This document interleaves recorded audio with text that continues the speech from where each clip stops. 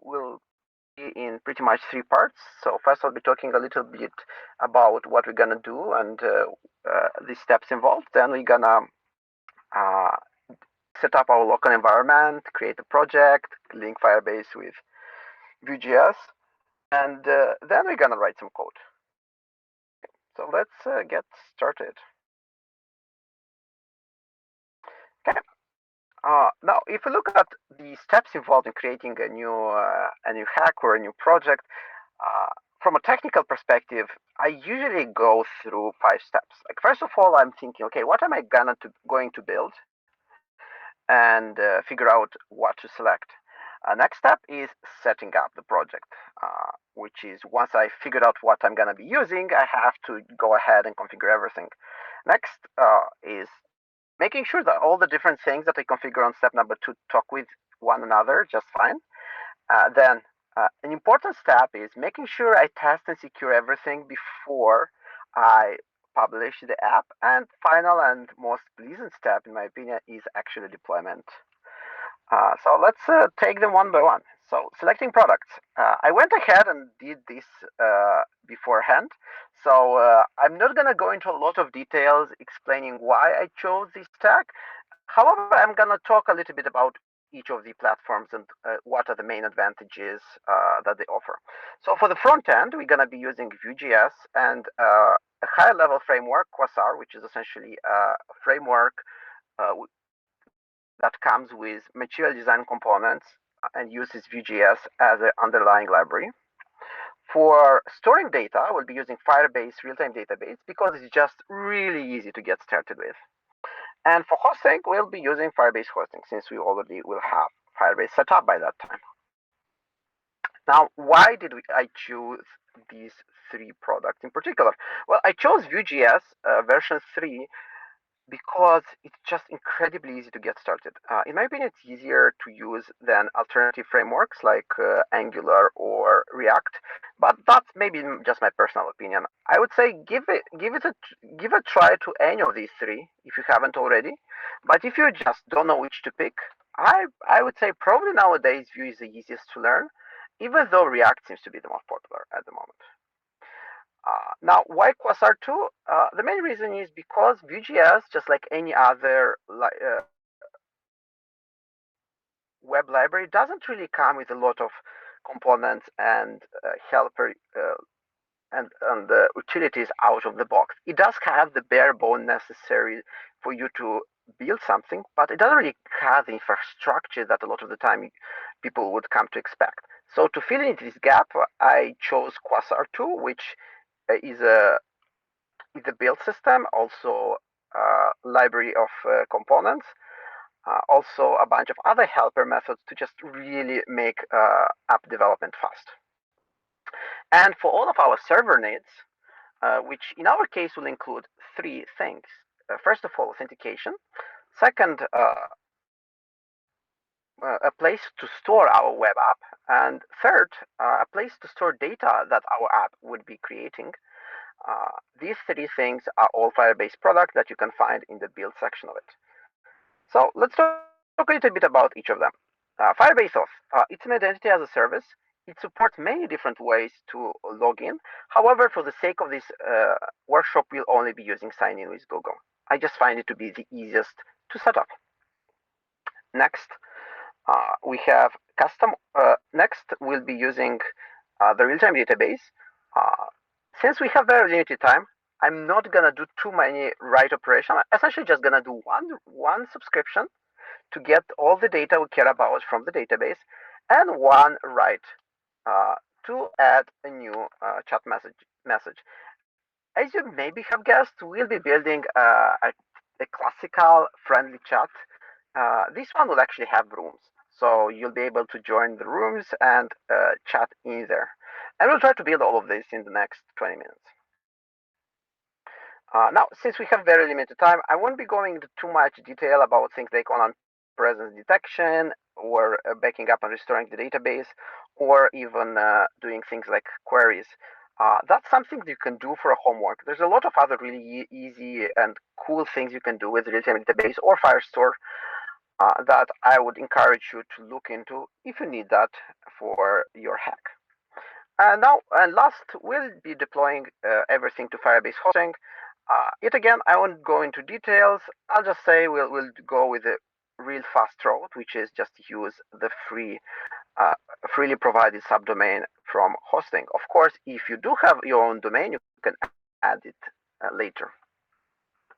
So now that we have our stack, now that we know what we're doing, let's go ahead and start setting up our project. And we'll start with setting the local environment. I hope everybody has by now Node.js installed.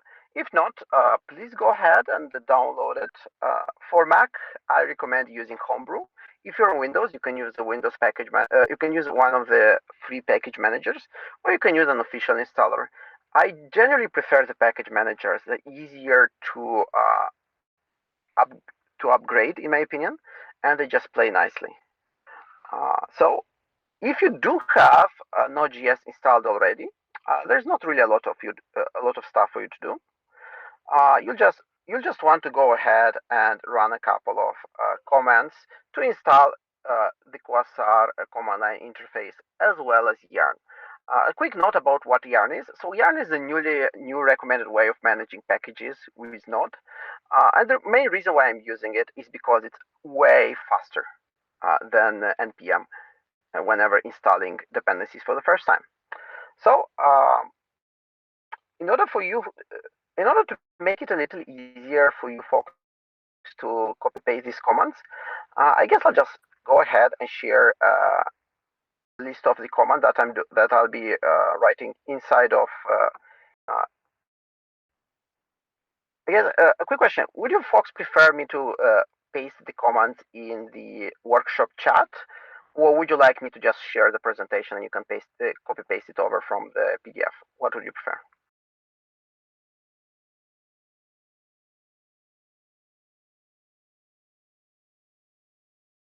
Yeah, so just type in the chat if you. Okay, I guess we'll do that. We'll be typing it in chat. Sounds good. So yeah, give me a sec. I'll try to quickly rearrange things.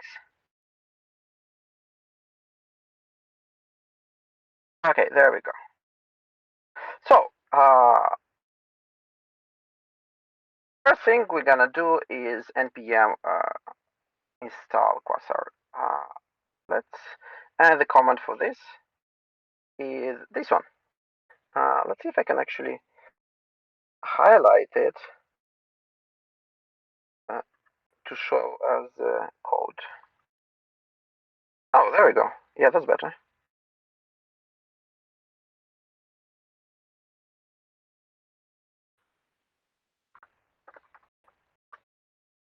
Oh, let's see.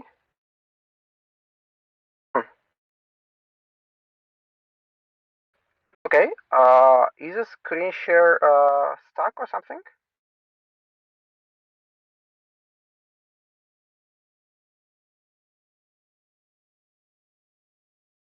Okay, flashing a bit. Okay, I can probably try to stop sharing and start again. And I could probably actually, I guess as the next few commands will be running into from the console. I'll just go ahead and share the console and the terminal and see if maybe that works better.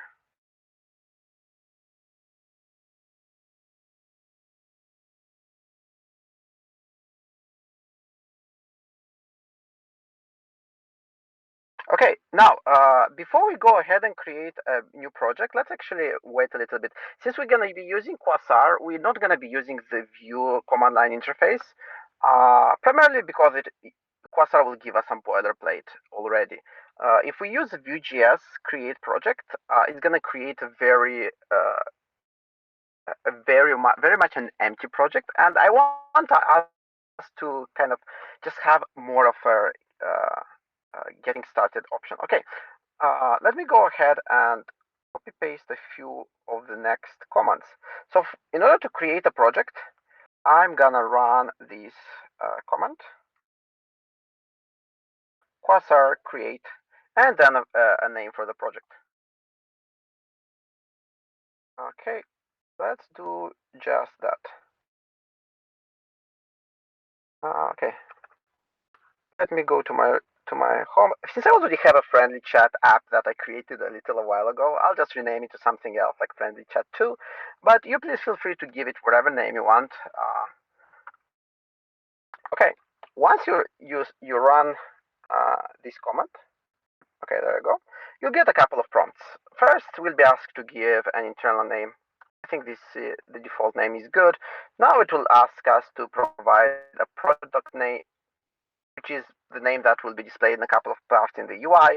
I really think we can change this later if needed. So I'll just go with the default. Project description, same here. Author, I'll just use the defaults. Now the next thing it will ask us is whether you want a preprocessor. I generally tend to stick with SCSS because it looks just like regular CSS, but it supports a few additional things like nested styles, which I really like. Now, for the features that we need, please make sure to select slint and TypeScript. The reason why we select TypeScript is because it's gonna save us a lot of headache later on when we're trying to debug things, particularly if you have a mistype. Now, ESLint is nowadays the recommended golden standard for catching, preventing yourself from doing mistakes due to typos. So let's keep that on as well. We don't need anything else for now. Now, the component style. If you're familiar with Vue.js from before, you know that historically Vue had an options API style. Later, they added class-based, which is a new way to write things when using TypeScript. But I personally prefer the composition API.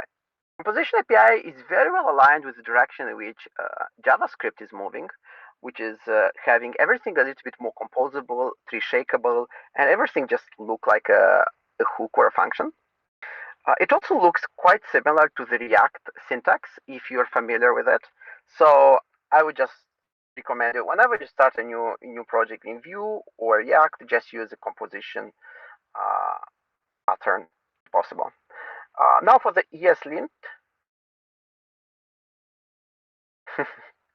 For the ESLint, I'll just go with Peter. So anyways, to sum it all up, from the Quasar generator, I went ahead and selected most of the defaults. The only thing that I changed, I chose TypeScript for the feature needed for the project, and everything else will just be a default. So if you're not sure which options to pick, just take a look here. The ones that I picked, I'll just drop them here in the chat.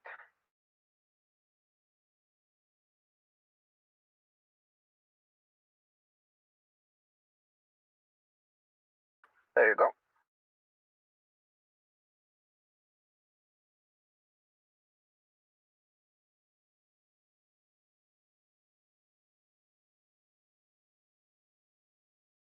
Okay, in order to trigger the Quasar create friendly chat, you have to make sure that you have Quasar installed.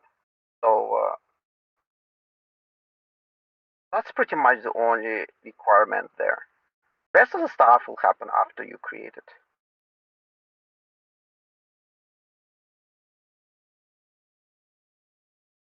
Okay, so now you just have to, I think you have to start typing things. Since the screenshot, I'm talking to Beatrix now. Yeah, so I think you are, yeah, I think you're fine.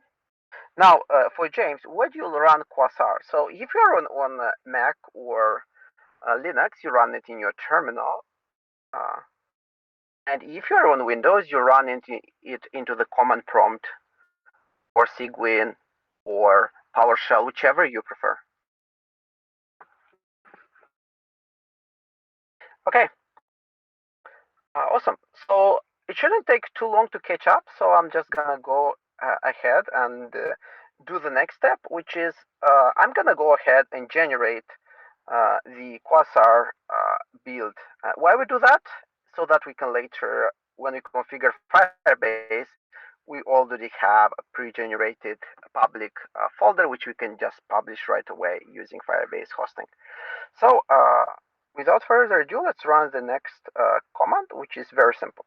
It's literally just Quasar build.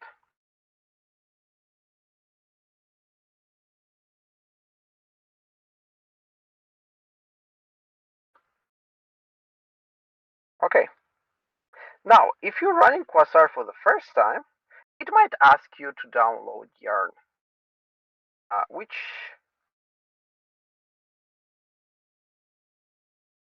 should be a fair thing to do. It might take you a couple minutes to do it.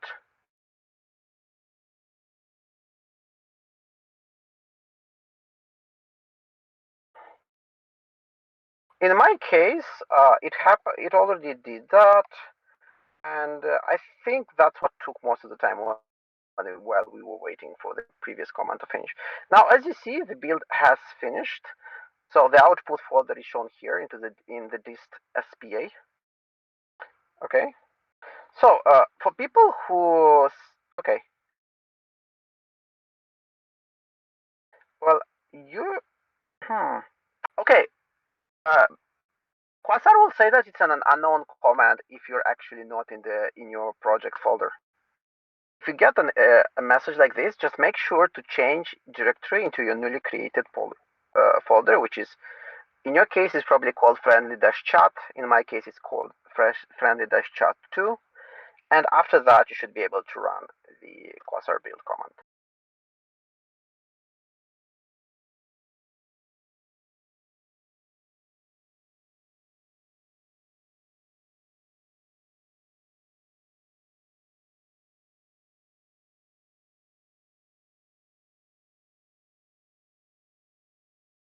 Now, if you're getting an error saying like unknown command npm or unknown command Quasar, this most probably means that your Node.js is not correctly set up. The easiest way to troubleshoot it, in my opinion, if you're on Windows, would be to just get a fresh install. If you are on if you use the package manager, the most probable reason is that for some reason the package manager was not correctly registered into a path environment variable. Probably a search on Stack Overflow can help you figure it out. As soon as you have the npm command running, the rest of the command should also run just fine.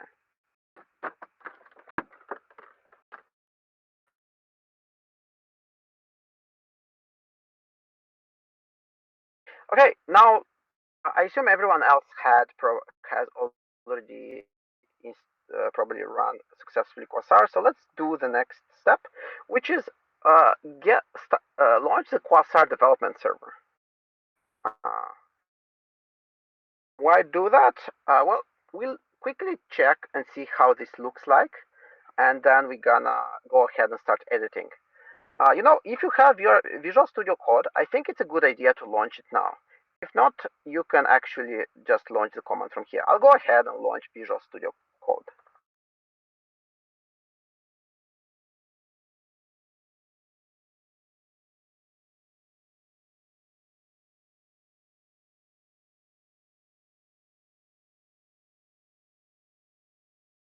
Yeah, when you launch the Visual Studio for the first time with a newly created project, most probably it will ask you if you trust the author. Generally, you'd normally want to say yes, otherwise the program, the solution might have trouble running some of the integration commands. Of course, if you got the source code from the internet and you don't know what's going on, you might also choose to not trust the author and kind of run it in a restricted mode. In this case, I do trust the author. So I'll just go ahead and click it, and you should see something like this. On the left, you should see a tree with source code, and on the right, there was just a welcome screen. Now, I'll go ahead and open the Debug Console. I'll probably make this window slightly smaller so that it shows a little bit bigger for everyone. And I'll switch over to the terminal, in the VS Code. And here I'll be running the Quasar dev command. In general, I like running the development servers inside of Visual Studio Code because if I run into an error, I can just click on the error message and it automatically opens the the issue in there. Now it successfully started. As you see here, it showed me the URL for the server that I started. And if we switch over, we'll see that we have a freshly new created Quasar app with some sample content that comes from that repo. Right now, it doesn't really know how to talk to Firebase yet, so this is the next thing we're gonna configure. We're gonna set up Firebase and teach our app to talk to it.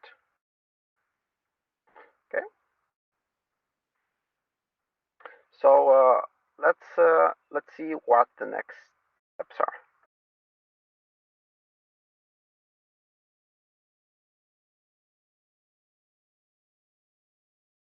Have Quasar stuff and Vue.js stuff installed. Next thing we want to do is make sure we install Firebase.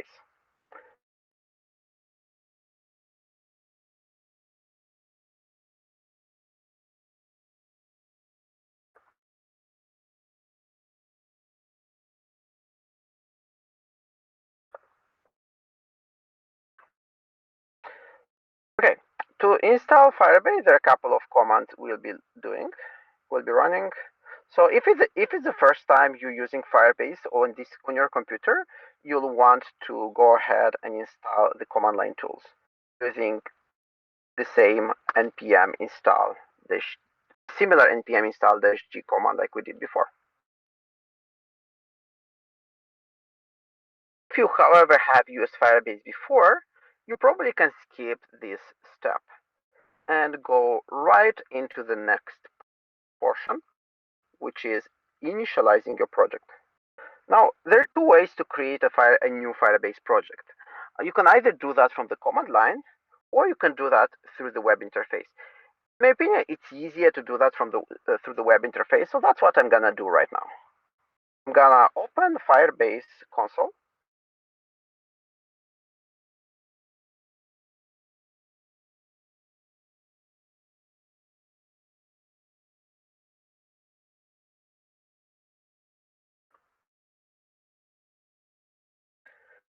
And let's take a look at the next steps.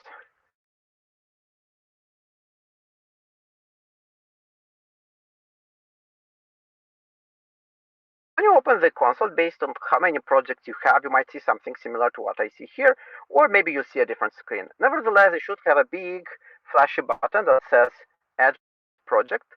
Let's go ahead and click it. Now, let's create a new project for our friendly chat. It doesn't really matter how you name it. Just just choose something that will help you remember what this project does. And then click Next. If you're using an academic a university account here, you might have to also choose to either choose a folder in the organization that allows you to create new projects, or switch to a personal account that is a Gmail account. So if you run at any issues when trying to create a project, double check if you're using a personal or a university account. Okay, if you're on a personal account, you shouldn't have really any issues. I'll disable the Google Analytics setting here because it makes creation of the project just a tiny bit faster. Usually you'd want to have the analytics enabled. This will just give you easy insights on who is using the app and how they're using it. Of course, if it's just for development purposes or as a demo project, it probably doesn't really matter. Okay, now I created this project, and if we take a look at its settings, we see that it has a project name and it has a project ID. Now, this is the ID that we'll be using in order to connect it to initialize Firebase. If you don't have a lot of projects, when you run Firebase init, you'll actually be shown a list to choose from. In my case, I have several hundred projects on my account, so I don't get this luxury. Instead, what I have to do is provide the actual project ID. Okay, before providing a project ID, I will get another question, which is which Firebase features do I want to enable? If you remember from a few minutes ago, we said that we're gonna be using real-time database as well as hosting. So let's select real-time database and let's select the first hosting option, which is the configure files. Let's press enter. Now it will ask us if we want to use an existing project or create a new one. We just created the project, so it exists at the moment. So let's choose use an existing project. I'll try to copy paste here. Okay, it didn't work. I'll try again. Firebase init, real-time hosting, use existing. Let me try to copy paste that name one more time.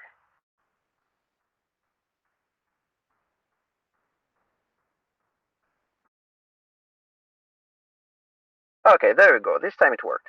So this is a project that we're gonna link with our Quasar, and we'll have to wait a little bit until everything gets initialized. This is the first time we're running the command. It will prepare the database. It asks if we want to set up the database. Yes, of course. It asks for a region. I'll just use US Central since I'm in Canada, which means I'm closer to US than to Europe. What file should we use for real-time database security rules? I think the default is just fine, so press enter. What do you want to use for your public directory? Now here we're not gonna use the default. If you remember from before, when we run the Quasar build command, it generated a public directory with some files. Now this directory is probably called dist/spa. If you're on Windows, you might have to use a backslash instead of a forward slash. So I'll go ahead and provide the dist/spa directory for the public directory for hosting. This way, Firebase will automatically serve content that Quasar just generated for us. Enter. If you inputted the public directory correctly, after selecting yes for configuring it as a single page app, you should get and setting no to deploying to GitHub. It should say something along the lines of file dist/spa/index.html already exists. Override or not. We don't want to override, so n. And there we go. At this point, we should have our Firebase project connected with our Quasar directory. To test if the connection is successful, let's go ahead and deploy our generated app. To deploy, we just run Firebase Deploy command.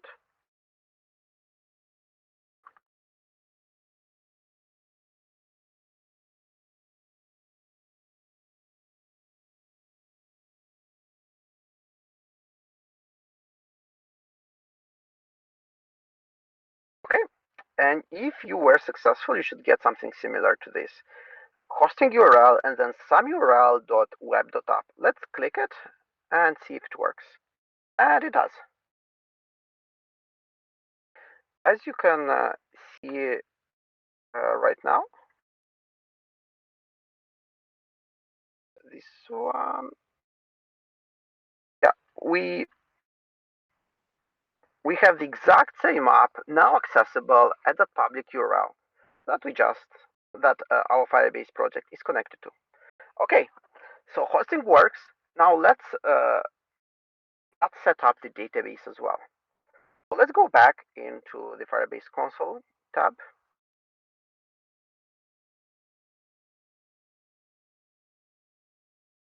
And then click on Firebase database. On real-time database. And you should have a screen similar to this one.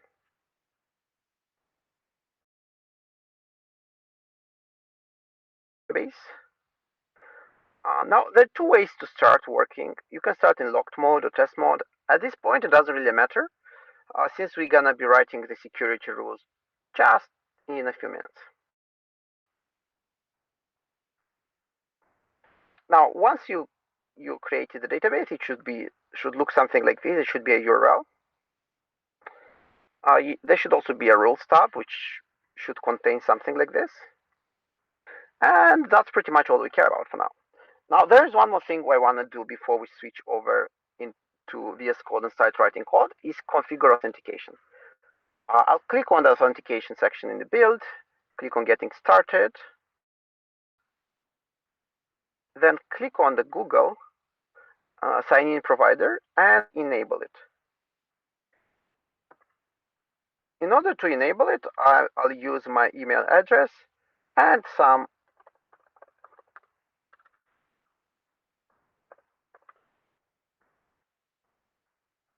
and you can use whatever name you want. One thing to note is that the project public-facing name that you input here is the name of the Auth application that will be displayed to your users when they try to sign in with Google.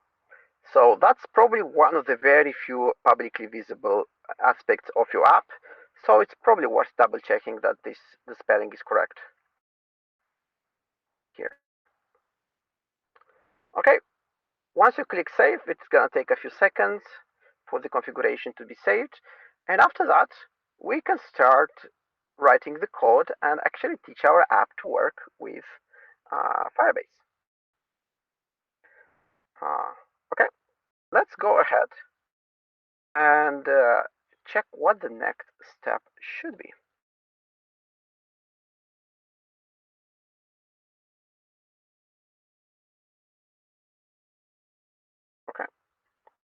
Okay, here's our presentation. So we just did that. We just npm install Firebase tools. We did the Firebase init. Now we can start writing the code. However, in order for us to be able to write the code and not get an error, we also need to make sure that we have Firebase libraries installed for our project.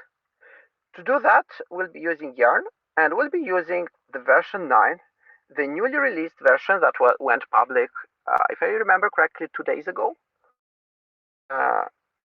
and which is the latest and the best Firebase JavaScript SDK. It's roughly almost 5 times shorter, 5 times smaller, and also runs a lot faster than the previous version. So I highly encourage you to check it out if you have projects using the previous version of GS SDK, and see if maybe this new version would solve some of the issues that you maybe encountered in the past. Okay, to add this version, I'll run the command into the friendly chat VS Code window. I'll go ahead and I'll stop the development server. Then I'm gonna copy paste the command and I'm gonna run it. It should take a couple of, it might take a minute or so. There's a lot of packages that are being currently downloaded. However, if you have a fast internet connection than I do, it might be faster for you.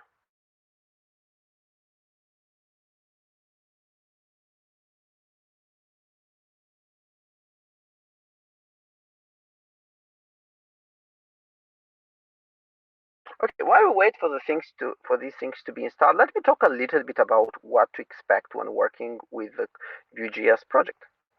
So for most of the currently popular libraries for web app development, you encounter the concept of a component. Component can be something as simple as a template or some script and or some styles. So the first component that we're gonna change will be the top level app view. And what we're gonna do here is add a Firebase configuration options so that Firebase, so as soon as we launch the app, it gets connected to the Firebase servers and we can start inquiring things.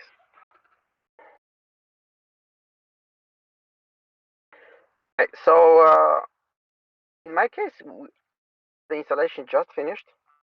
So I'll go ahead and start the development server again. And I'm gonna configure the project. One sec.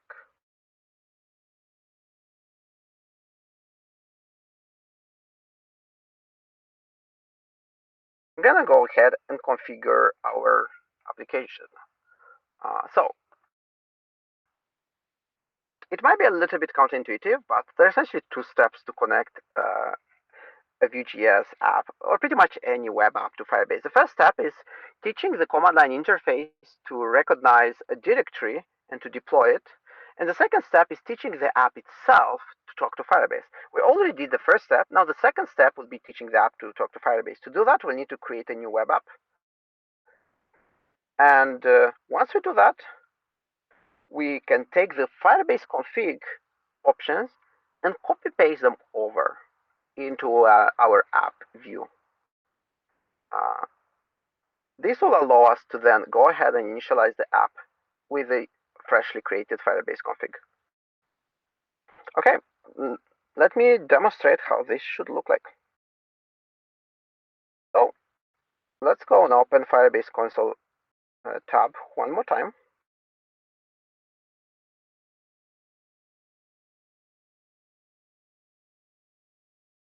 Icon right under the Firebase logo.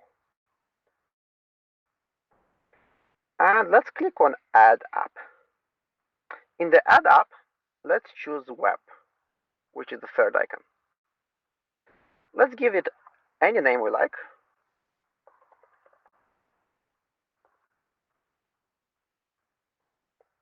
Let's click Register App.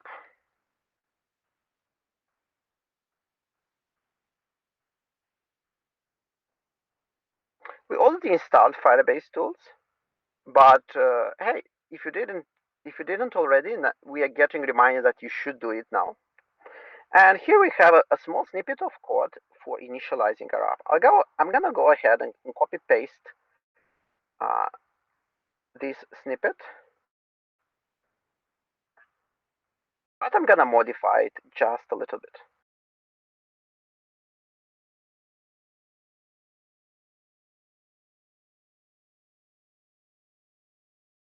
Okay, so first of all, let me remove some of the comments here that I don't need. Okay, here we have the Firebase config.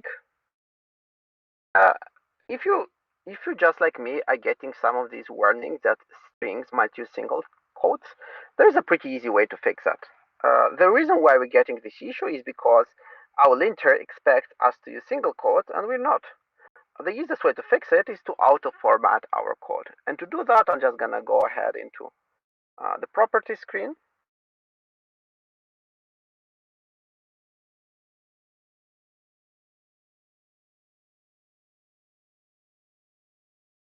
Okay. And I'm gonna go ahead and search for format on save. Okay. So we want to make sure that you have this selected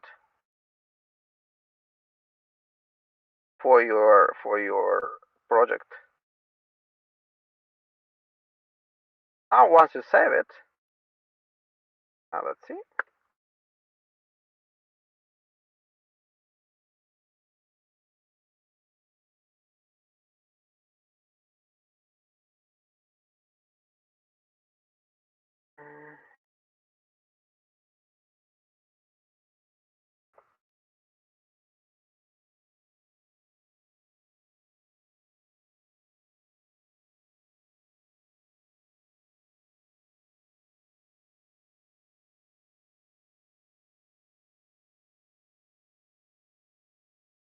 Okay, one sec.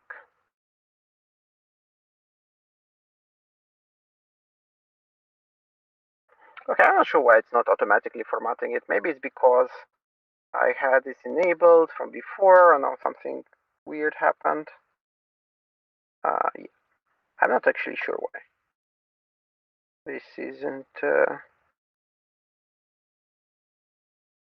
doing it, but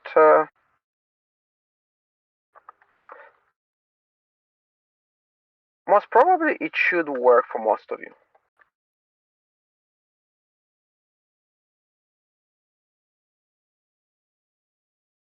Particularly if you have the recommended extensions enabled. Yeah, one thing which I probably forgot to mention is that probably when you started this for the first time, you most probably got a couple of extension recommendation things. If you didn't, you can go into the extensions and see they should show up here a couple of, hey, these extensions, the slint, prettier, and vtour are recommended for this folder, for this project. If you don't have them, I suggest you to install them. If not, you can do that later on. I guess I'll just leave it here so that we don't lose too much time. Anyways, even if you get these warnings, no worries. Your project will still build. Like, you won't get any errors because of that. You'll just have this yellow text, which is not very nice. Okay, so let's go ahead and do the one thing that we need to do, and we need to actually move this initialize app from here inside of the component. So one thing that you'll notice quite a lot when working with things like Vue.js or React is that most of the time you'd be expected to put the code somewhere in a very specific place, which can be in your setup routine for your component or inside of an event handler, but not on the top level of a file. So if you run into issues, most probably that's because of it. One more thing, because we're using live reload, I also want to make sure that we only initialize Firebase once. So if getUp length is 0, then we're gonna initialize it. Otherwise, we're not. This way, when we live reload, we're not gonna get any errors about Firebase being already initialized after a hot reload. Okay, now our app should be connected to Firebase. To make sure, just go ahead and open the console and refresh your page. If you didn't get any errors, you're probably fine. So let's do one more thing. Let's go ahead and create a login button. And we're gonna do that inside of our main layout. So for everything that we're gonna do today, we're gonna just, from now on, we're only gonna be modifying one file, the main layout. So app.js contains your configuration. All of the other code will just go into this main layout file. In order to make it easier for folks to follow along, in case you missed something that I maybe pasted too fast, I will provide you right now with a GitHub link to the final version of the main layout file, so you can easily get the snippets of code that you need from there.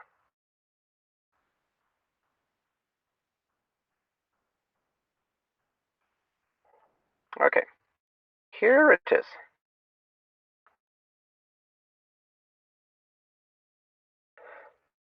Okay, so let's just follow along. I'll try to explain every change that I'm doing. There is quite a bit of code. We're gonna write roughly 50 lines of code, so it's not as little as, it's a reasonable amount. Like, it's not too much, but it's also not too small of an amount of code. So I'm gonna mostly just be sharing my VS Code. And once we hit a milestone, I'm just gonna switch over to the preview and show you what you should be getting. So let's go ahead and just clean up a little bit the files here. Let's remove this linked list. We don't need it. We don't need the essentials link. Let's just clean up our component. So all we really need is to have the left drawer open. We can go ahead and rename our app here and call it friendly chat. Okay, we're gonna replace this version with our login button.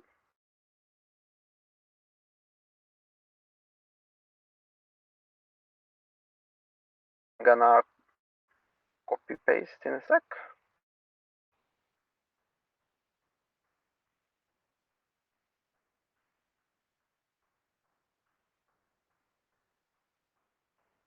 Okay, so let's create the login button. So what is this QBTN?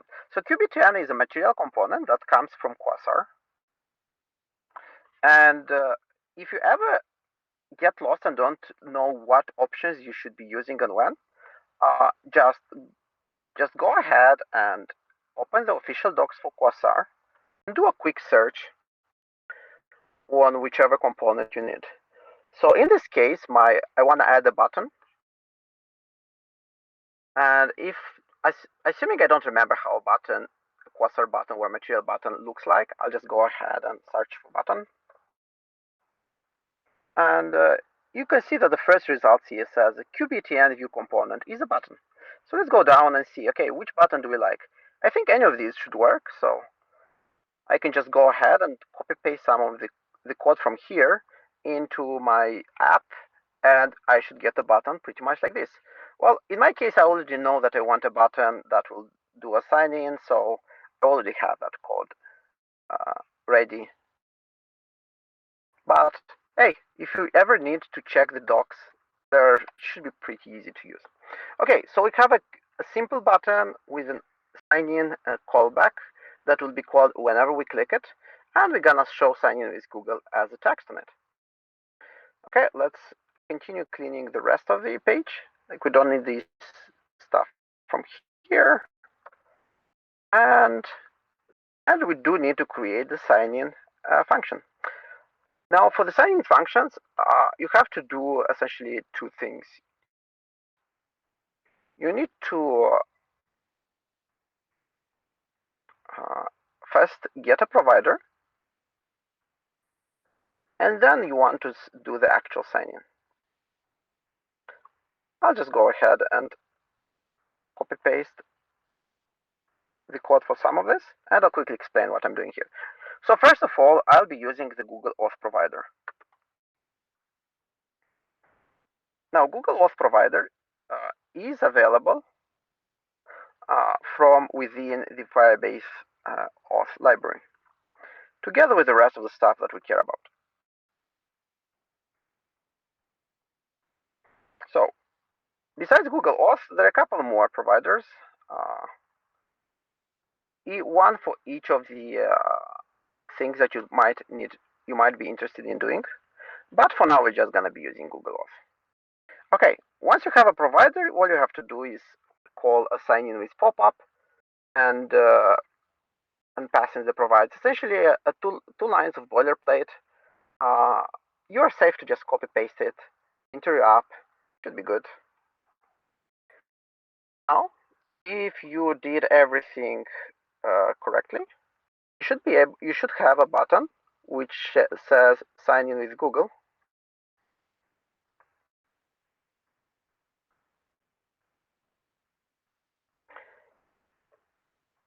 And when you click it, it should show up a pop-up.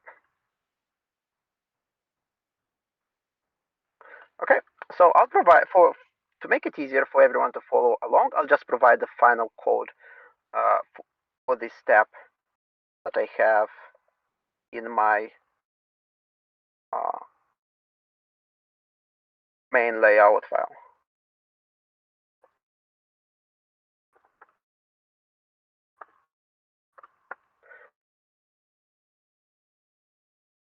I wonder if I can actually use.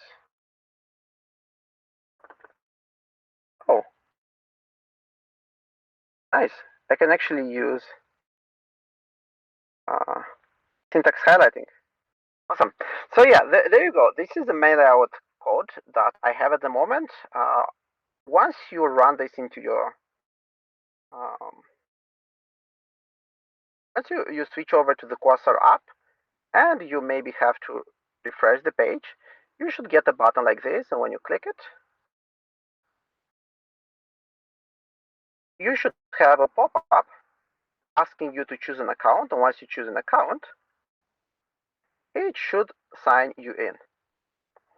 Now, if after choosing an account you didn't get any error messages, you are probably good. Now let's actually do something. Let's show something up when users sign in. I want to talk a little bit about what we're gonna be doing next.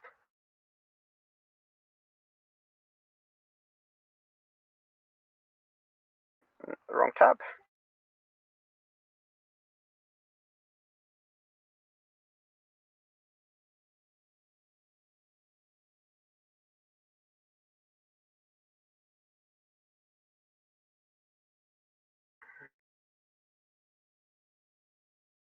One sec.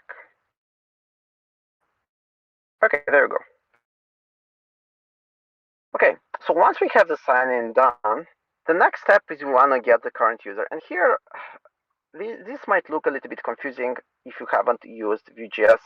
I'll probably not go into too much detail. The only thing I want to mention here is that it's real easy to get the current state. All you have to do is just subscribe to the on/off state change, and then set that value into some reactive object. A reactive object is an object that automatically forces a UI refresh anytime when the value in it changes. Since this code is a little bit more complex than what I'd expect most people to be familiar with at the moment, I'll just go ahead and can provide it and just very briefly explain what it's doing, and then I'll just let you copy paste it over and maybe spend some time afterwards looking at it. So what we're gonna do, we're gonna show the avatar of the user using again a couple of Quasar components. We're gonna display its name, and we're gonna do that only if the user is signed in already. If the user is not signed in, we're gonna show the sign in button. And if we don't know what the status of the user is, I'm gonna show spinner. That's what the last component in the template section does. Now for the script portion, we're gonna use Firebase. We're gonna have a helper function that we'll call use Firebase user, which will return a reactive shallow reference to the currently logged in user object. This way, anytime the currently logged in user object changes, our UI will automatically update to include the latest name, avatar, and so on. Okay. In a similar fashion, we're gonna read data from the database.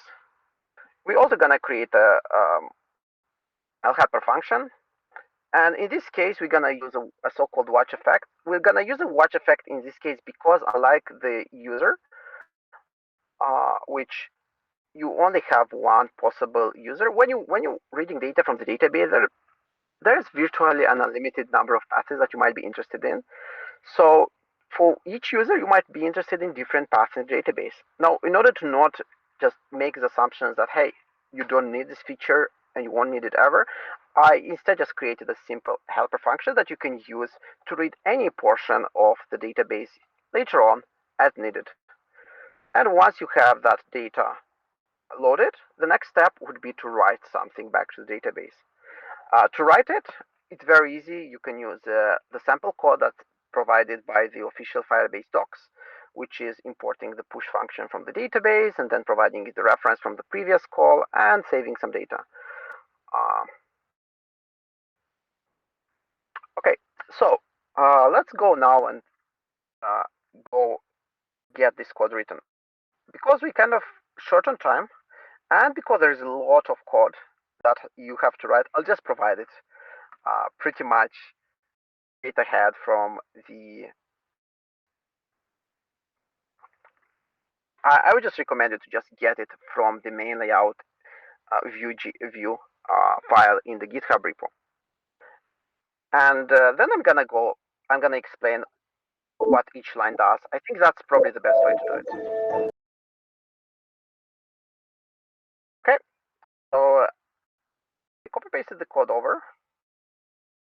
Let's very quickly make sure that nothing broke. So a quick refresh of our preview window.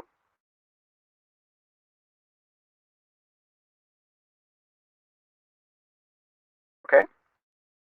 Now let's go. Okay. So as you see, something actually broke, and since it is broken, we do get a little error message. Now it says type error queue dialog is not a function. Whenever you get something like something is null or something is not a function, most probably you need to initialize it somewhere. Oh, I'm not sure why I'm not sharing the right tab. Oh, I'm not sure why you don't see the... Weird. Let me try to share the entire window. Okay, so now you should be able to see the console. So as I said, we have a quick error that we'll need to fix. Let's go ahead and fix it.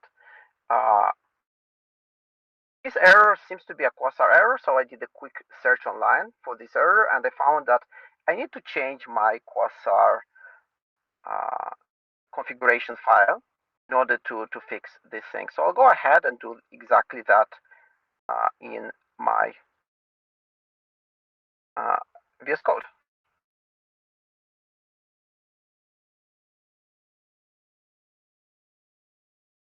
So I'm gonna go ahead and open the configuration file, which is called Quasar conf.js.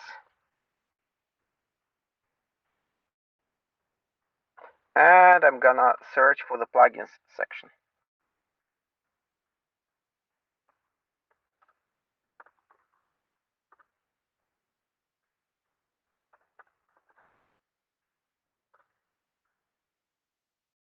Okay. As you see, we have an empty list of plugins instead, but we need to provide the dialog plugin. Okay, so that's kind of the way you troubleshoot most of the errors that you might eventually encounter. Now, once we fix this, if we do a refresh,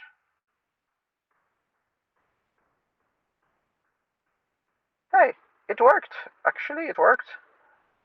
So let me go ahead and share the tab again. And let's go ahead and create a room.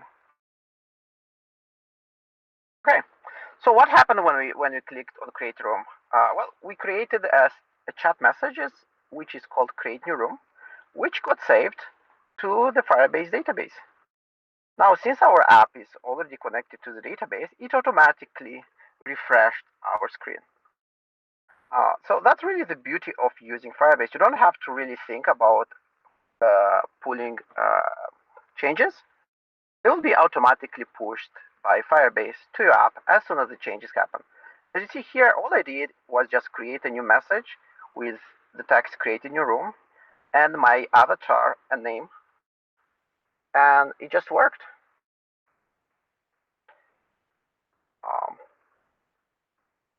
Now, if you folks still have time, I can probably go over a little bit over time and explain exactly what each line of code does. However, I'm gonna do that a little later. Before that, I want to just very quickly go over the rules, security rules, and then kind of let the folks who were here at the beginning of the lesson, if they have other plans, to kind of go and have fun. And if somebody wants to stay for another 15 minutes, we're gonna go over the source code in a few minutes. Okay, so let's take a look at the rules. So database rules are in this file. And really important, you don't want to have your database open to the world. So it's really important to come with some good rules. In this case, because it's just a demo project, and really we don't care too much about these chat messages, it's probably fine to just let anyone who is signed in our app to see all of the chat rooms and all of the messages. Because really, in this case, we're just creating a public chat, a friendly chat app. So it's okay for us to have a very simple rule, which essentially just say, if you are authenticated, then you can read and write everything. If not, you shouldn't. So let's go ahead and just provide these values here.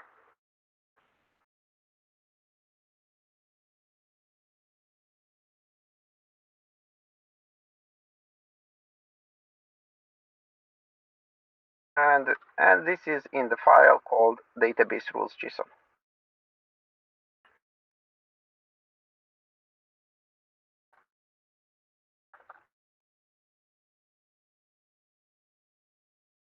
Okay. Okay, so now that we have the rules, let's go ahead and rebuild. And since we have also implemented most of the functionality, let's go ahead and build our solution one more time.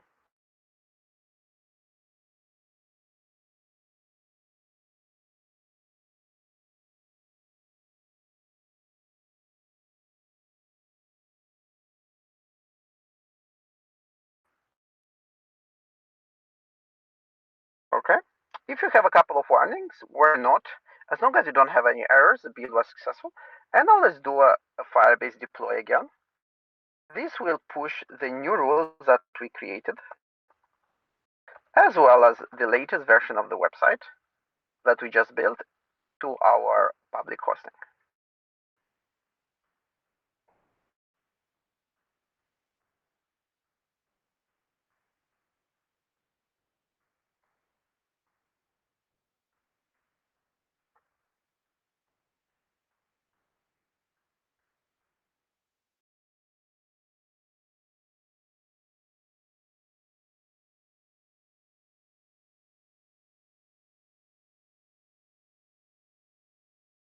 Okay, if you're successful, you should have gotten something very similar to what I have here in the friendly chat -d561d.web.app. If you're accessing this site for the first time, you won't be logged in, so you'll have to click on the button to log in. After you log in, if you refresh this again, you should be fine to. You should be already logged in, so you can just go ahead and write a message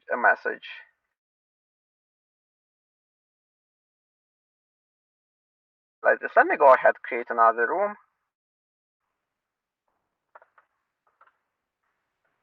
and let's quickly test that saving messages works. Yeah, it works. So we have a lobby room with one message. We also have a room number 2 with another message. And if we switch over to our Firebase project, we'll see that it has the updated list of messages in there as well. So in a nutshell, that's how a demo project should look like once you finish it before you demo it for tomorrow. Let's now go and do a deeper dive into the source code. If you don't have time, like I said, now is an okay time to disconnect. I'll be sharing the PDF of the presentation right now. And but if you want to have a deeper dive into the code that made this application work, you can stick for a little longer.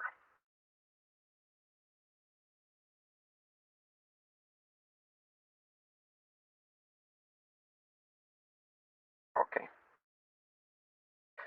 So there are a couple more slides in the presentation that I'll go very quickly over. So whenever writing security rules, please spend the time to understand what's possible and how they work. We have really great code labs covering this into great detail.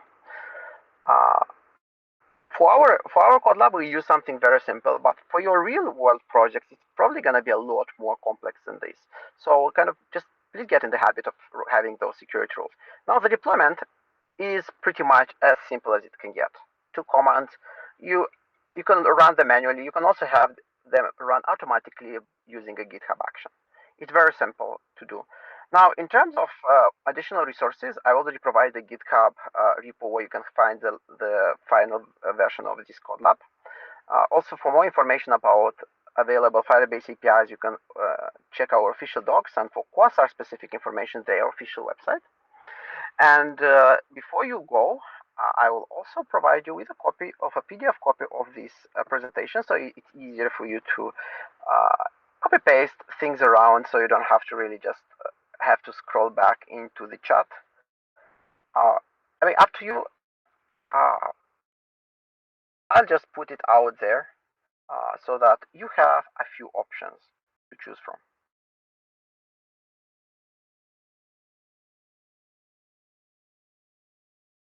And it's uploading, should be there in a couple of seconds. Okay.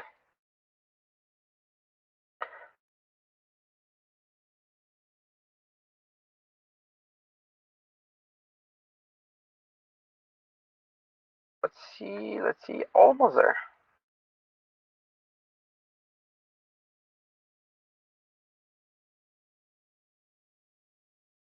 It does take its sweet time to upload this file. I'm not sure why, it's only 3 megabytes, but there it is. You should be able to access it now from the workshop chat room. Cool. If there are any questions, I'll be happy to address them now. If not, I'll just go ahead and start diving deeper into all this source code that we have in here.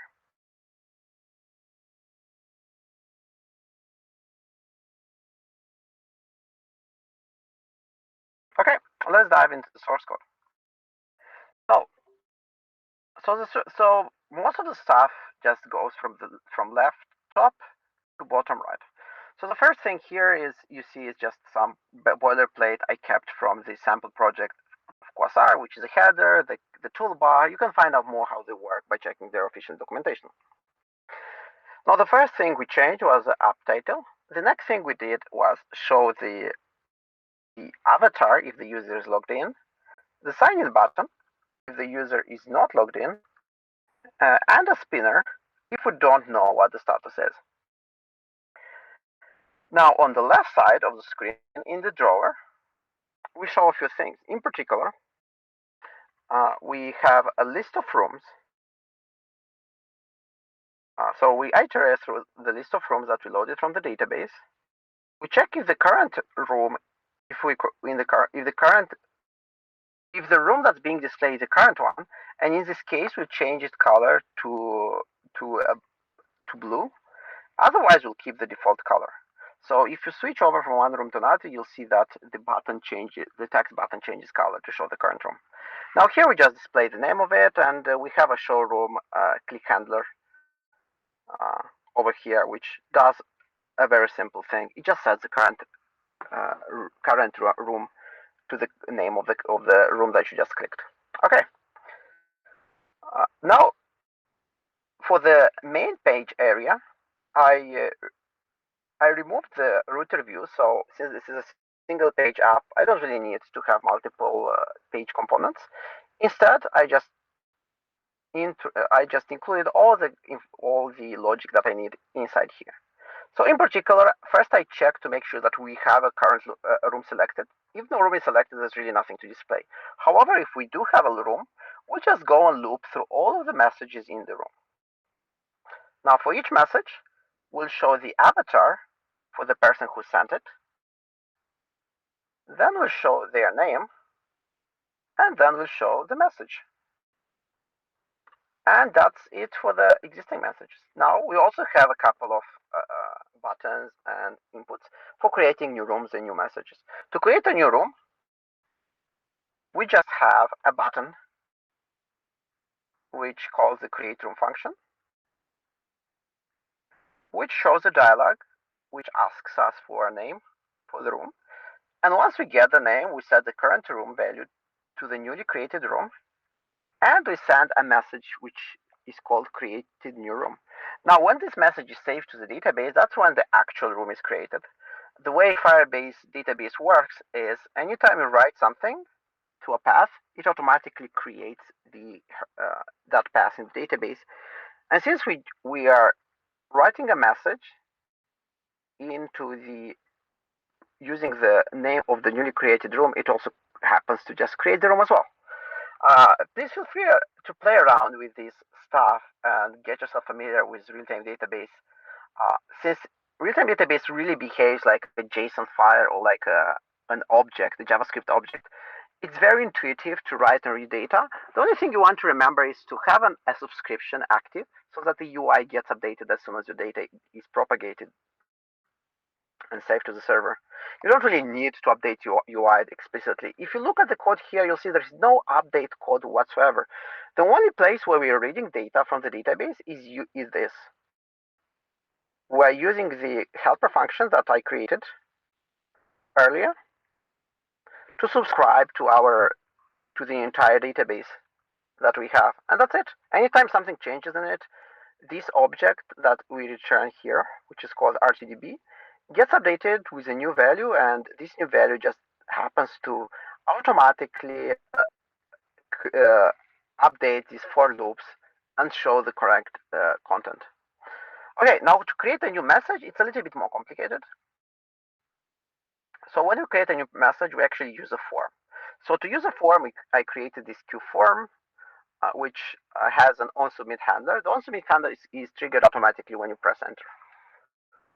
I also created an input, which has a message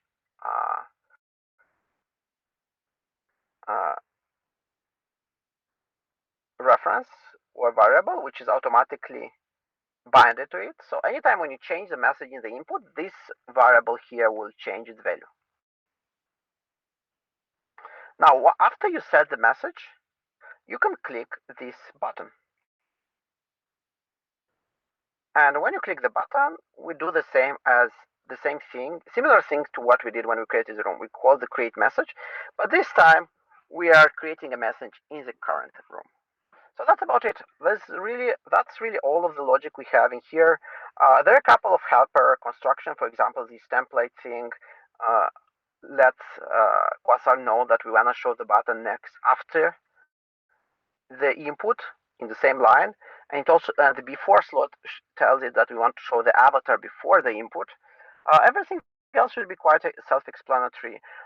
There is a lot of Quasar material items here, which I will not cover because it will probably take a full hour just to go over them. But just feel free to search for the name of the component in the Quasar docs, and you'll have a really good list of samples on how to use them and what they're useful for. So that should probably cover 90% of the questions you would have around the components that we use today. Now, as for Firebase, I think the code here should be enough to get you started with Firebase real-time database. Use official docs if you get stuck somewhere. And we have a bunch of other code labs which you can also use for inspiration. Yeah, now regarding the syntax, let me give a quick parenthesis. So the syntax might be a little bit complicated because it combines two different languages. The template is essentially is HTML. However, it does have the Vue.js extensions here. So if you look at the syntax, like the semicolons, all the attributes that start with V, these are all specific to Vue.js. So if you familiarize yourself with Vue.js, this will start to make a lot of sense. Now, for the coding portion, this is all just native TypeScript, which should look familiar if you already used to the latest version of JavaScript. If you're not used to it, it can look very, very weird. Even if you are familiar with JavaScript, you'll still see these new things you probably didn't encounter, which are the type declarations. And that's why it's called TypeScript, because it allows you to tell how an object should look like. That's also why I really love it. It's very hard to make mistakes if you can declare structure for everything. So yeah, to answer Angela's questions, you probably want to get yourself familiar a little bit with JavaScript, and more so with TypeScript itself. The official docs from Microsoft are really good on TypeScript. So, or you can take one of the many online workshops and mini courses, and to get more experience writing and reading TypeScript. It will probably take you a couple of weeks until you start to get familiar with the syntax. But once you do, it will just feel very natural. So yeah, there's a lot of specific syntax here. I try to keep it as simple as possible while not oversimplifying things. But if it's the first time you're seeing this syntax, it might seem a little overwhelming. The one thing that might help you out is just trying to ignore the things that you, for instance, are not familiar with. Like, for example, these type variants. you can just kind of just ignore them. Like if you're not sure how providing the string type here will change the return value of the ref, well, if you were to use JavaScript, it wouldn't have a support for this. You kind of ignore it, kind of can think that, hey, I'm just calling the ref function, which returns the current room. It just happens to for this function to just be able to accept this variant here, saying that, hey, the return should be a string. And same here. If you're not sure what this should look like, you can just safely kind of ignore it and say, hey, I know that this should be a string, but hey, if this was JavaScript, not TypeScript, it will just not have a type here. It will just look like this. So for people who are familiar with JavaScript, not with TypeScript, you can just kind of ignore everything, most of the stuff that comes in green here, which are typing information. And then this should look a lot more familiar. Okay, hope I answered this question.